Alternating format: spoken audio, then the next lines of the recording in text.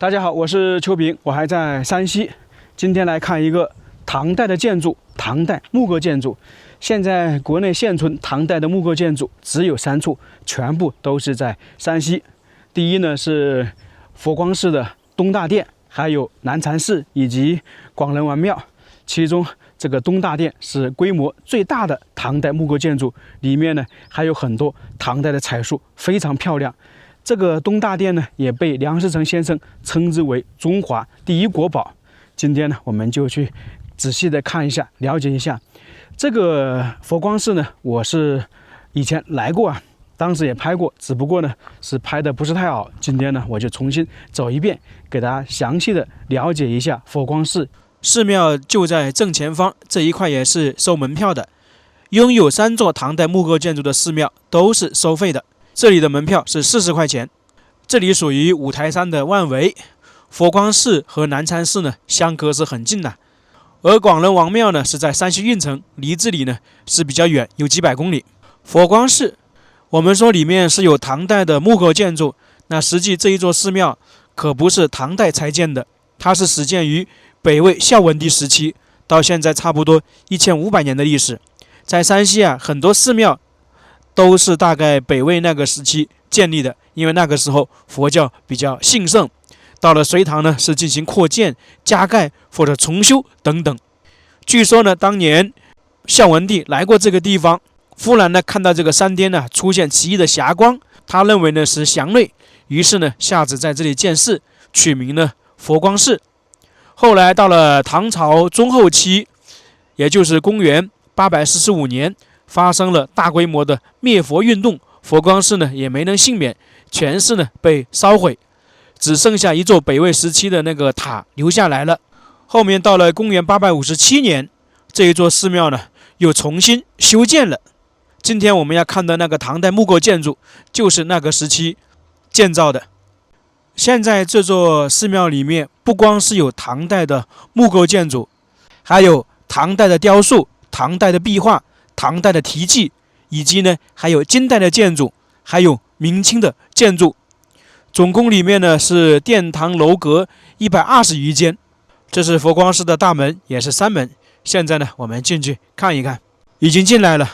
现在游客还是挺多的。这座寺庙现在是非常知名，因为有东大殿唐代的木构建筑存在。那实际的话，这一座寺庙在隋唐的时候即已经是全国知名的寺庙了。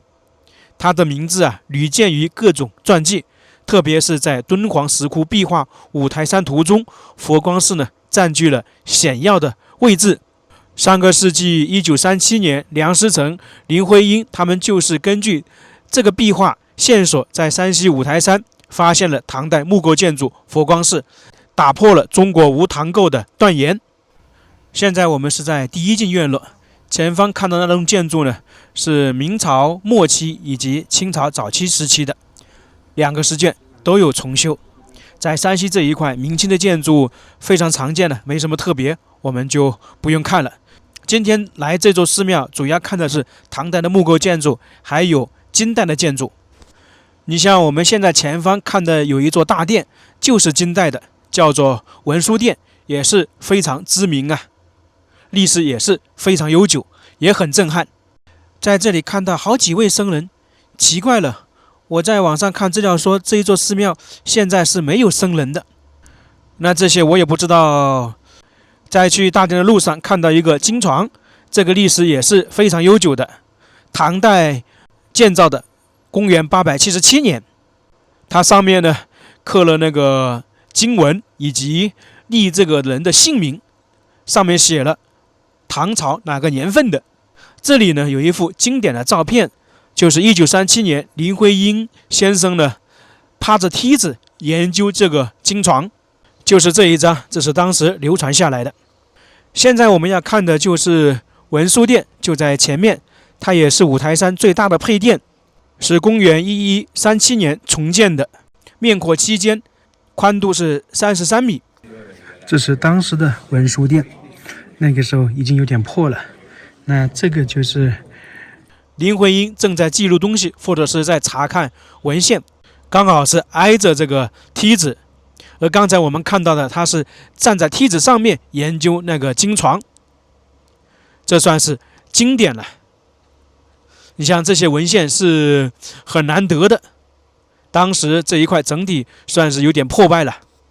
这规模确实是比较大。这一座呢，应该也称得上是木构建筑，像这么大的配殿还是比较少见的。在五台山是最大的，那么在全国应该也排得上号了。看这外面的柱子，非常巨大呀，这都是800多年的历史。来山西，反正走每一块地方，都感觉让人震撼呢。来到这个大殿，我们感觉是非常空旷，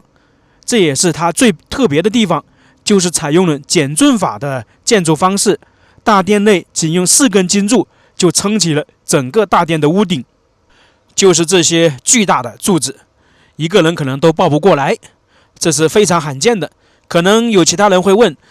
这中间不是还有一些小柱子吗？这可能是后面为了修缮或者是加固的作用，加了一些柱子在这里。你看这里都是比较空旷的，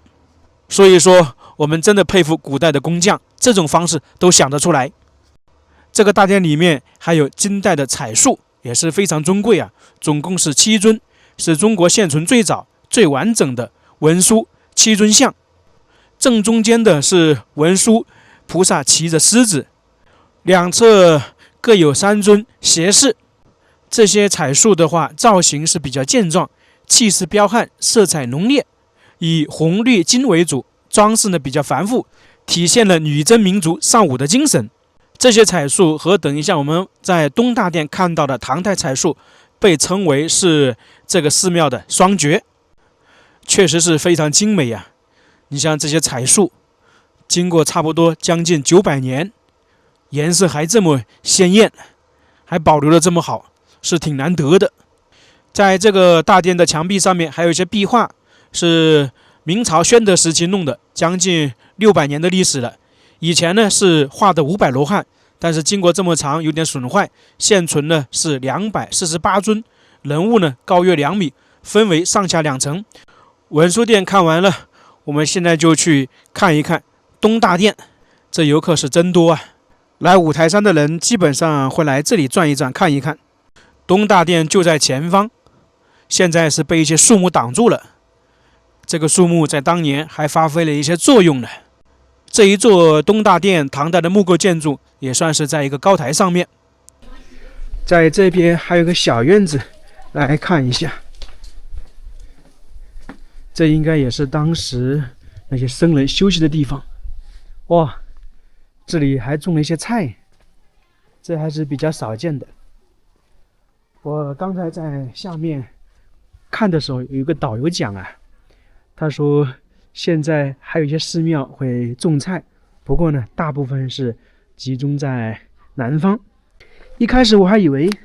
这个是真菜，没想到啊，这是假菜。我们要看的那个唐代建筑就在那一块，确实是比较高啊。你像这些窑洞以前都是住人的。这个寺庙高峰时期的话，规模应该是非常大。从这边上去，前方看到这些窑洞，估计呢也是以前那些僧人休息的地方。那前方这个呢，既是窑洞，也是一个通道啊，看起来是比较陡峭的，大家走的话要小心。上来了，人还是挺多的。大家来佛光寺主要就是看这一座东大殿，确实规模挺大的。这样一眼望去很震撼呐，这个就是被梁思成先生称之为中华第一国宝。这是一座完整的唐代木构建筑，是现存规模最大、保存最完整的唐代木构建筑。其他2座的南禅寺以及广仁王庙的唐代建筑比这个小的多得多啊，所以这一座呢最具有代表性。在看这个东大殿之前，我们来说一下它被发现的故事。在1937年之前，这一座大殿或者说这一座佛光寺一直呢是被埋没在五台山的深山里面，无人问津，甚至连当地的村民都不知道它的价值，只是把它当做一座普通的古寺来供奉。因为五台山寺庙非常多嘛，这一座寺庙可能就普通，没有人会特别的去关注它。而发现它的不一般，正是梁思成和林徽因。在中国古代封建社会，每到朝代更替的时候，就会有战乱，很多建筑呢就被损坏了。那到了上个世纪早期，军阀混战，当时日本人就狂妄地说，中国呢已经不存在唐代的木构建筑，想要看唐代的建筑，只能去日本的奈良。那这一句话呢，像一根刺扎在了以梁思成为代表的那些中国学者心里啊，他们就要立志找到中国的唐代木构建筑。他们呢，希望打破这个单元，为中国建筑史证明，让全世界看到中国古建的魅力。从1932年开始，梁思成先生和林徽因呢，他们夫妇就和其他的一些同仁开始在全国范围内寻找中国的古建筑，也算是做一个调查嘛。他们走遍了河北、山西、河南、山东等地啊，踏遍了深山老林，寻访了无数座古寺古庙，经历了无数的艰辛。在那个时代，我们都知道交通呢极为不便，没有汽车，没有高铁，他们大多数呢是靠步行、骑马、坐驴车，有时候呢甚至要在荒山野里面露营，遇到暴雨山洪也是常有的事。那个时候啊，不光是这些自然灾害，还有时候可能会遇到土匪，从而说他们是非常不容易的。在这样的情况下，他们坚持了5年，考察了无数座古建筑。虽然发现了一些辽代、宋代的木构建筑，但始终呢没有找到唐代的木构建筑。很多人呢开始动摇，但是梁思成先生他们没有放弃，他们相信呢，中国这么大，一定会有唐代的木构建筑保留下来的。转折点发生在1937年的夏天，一个偶然的机会，梁思成先生看到了敦煌石窟图，里面其中有一个壁画，上面呢就画了佛光寺，这就引起了梁思成先生的注意。当时他看到这个壁画非常兴奋，因为他觉得这个壁画呢，既然是绘制于唐代，上面还有寺庙的标注，那很有可能呢是一座唐代的木构建筑。于是呢，他们就从北平先坐火车到山西太原，后面呢乘坐汽车，又转驴车，最后是徒步，一路可以说是左摇右晃的向五台山进发。当时是没有我们现在走的马油路啊，基本上是土路和石屎路。经过差不多2天的时间，梁思成他们一行4个人来到了附近的佛光村，最后呢是找到了佛光寺。当时的佛光寺可以说是已经非常破败，大门呢破旧不堪，寺庙里面呢只有一位老僧和一个年幼的哑巴弟子在这里守护。当时呢，老僧看到他们也没有惊讶，只是平静地接待了他们。梁思成和林徽因先生4个人进入寺庙之后，他们就被眼前的景象震撼到了。就这样，他们在这个佛光寺里面认真的观察、考证、认证，最后呢，他们发现这个东大殿呢是唐代保留下来的木构建筑。我们先来看一下这个大殿的外表，确实是很壮观的。大家发现没有，这一座大殿的外表和我们看的明清的有点不一样。它这里呢颜色是比较单调，就等于是纯色，而我们看的明清很多建筑呢，就是颜色比较艳丽。当然我们现在看到的木头的颜色，它在以前也是经过粉刷的，肯定是为了防腐嘛。这一座大殿的等级是非常高，应该是中国古代建筑等级最高的五殿顶形式。这个大殿外表呢，可以看到它这个斗拱非常壮观呢，宽大的斗拱犹如巨鹏展翅，特别是这个角落的斗拱，这个斗拱也是东大殿的视觉之一。这个斗拱是非常巨大，可以称得上是威压四方，尺寸呢是清朝晚期的10倍。另外呢，它这个屋檐出挑了将近4米，视频可能感觉不出来，实际走到这里的话就深有体会呀。这样的长度在宋朝以后的木构建筑中几乎是没有的，也可以说是中国现存古建中斗拱挑出层数最多、距离最远的。再从另外的角度看一下。我对这些建筑形式实际是不太懂的，不过就算不懂，我这样看的话，仍然感觉是非常震撼。这个斗拱是起到很大的承重作用的，你如果没有这个斗拱，屋檐不可能向外能够延伸4米，最多可能就1米左右了。这就是斗拱的作用。另外一点呢，那些专家一看这些斗拱啊，基本上就能区分这个建筑大概是什么年代的。当时梁思成先生来到这座大殿门口观察了一段时间，他们基本上就是认为这是唐代的，只是后期还需要经过一些佐证而已。在这个大殿前面有一座金床，这是佐证大殿是唐代木构建筑的证据之一。它上面呢有写女弟子佛殿主宁公寓加唐大中11年，就证明这个金床呢是公元857年立的。根据上面的内容可以证明，这个金床旁边呢有一座大殿是公元857年建造的。不过呢，有这个文字还不能证明前方这座大殿就是唐代的，它是根据里面的那个文字加上外面这个金床一起佐证的。现在呢，我们去里面找一找证据。佛光真龙禅寺，这看上面真的是漂亮啊！现在我就来到了这个大殿的内部，在这个里面呢，还有很多彩树，这些彩树啊，都是唐代保留下来的。等一下，我们再仔细看一下这个彩树。先来说一下另外一个证据，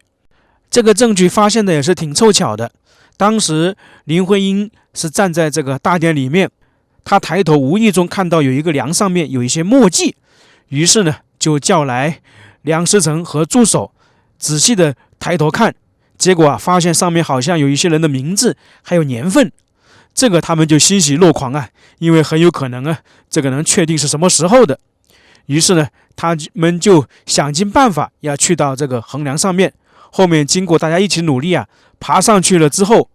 经过差不多3天的时间，几个人轮番正正一点点的擦洗，并记录了题字的原文，上面的意思和刚才金床上的差不多，都是写了佛殿子女弟子宁公寓，并且呢还写了唐大中11年，也就是公元857年。这也证明了东大殿是唐代建筑的又一无可置疑的铁证，就是外面的金床和里面横梁上的文字相互佐证、相互证明，这样得出的结论。那么这个大殿的发现，就算是打破了日本人说中国无唐代木构建筑的断言，也让全世界知道中国依然有保存完好的唐代的木构建筑。后面梁思成先生在写考察报告记五台山佛光寺建筑中感慨地写道：我们一向所抱着的国内殿宇必有唐代的信念，在此得到了一个证实。那一刻，所有的艰辛，所有的付出都有了回报啊！那现在我们来去看一下大殿里面的这些彩树，是晚唐泥塑的巅峰之作。这个里面的彩树总共是35尊，全部是唐代的，保存完整。现在国内拥有唐代彩树泥塑的地方只有3个地方。第一呢，就是这个东大殿，总共是35尊。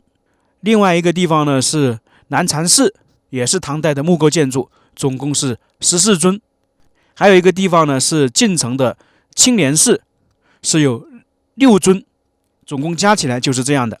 这些唐代的彩树真的是非常漂亮，年代和这个大殿的年份是一样的，公元857年。这里中间总共是有3主佛，左中右，中间呢是释迦牟尼佛，左边呢是弥勒佛，右边呢是阿弥陀佛。我们看到这些彩树，它的色彩是比较艳丽，这主要呢是在上个世纪早期可能经过了一些加工，那实际的话骨架与造型全是唐代的原物，就是色彩稍微加工了一点。这个彩树有一个特别的地方，就是在佛坛的左端坐着一个真人大小身穿便装的女子塑像，就是我们前方看到这个。当时梁思成、林徽因问寺内的高僧说是谁，那位僧人说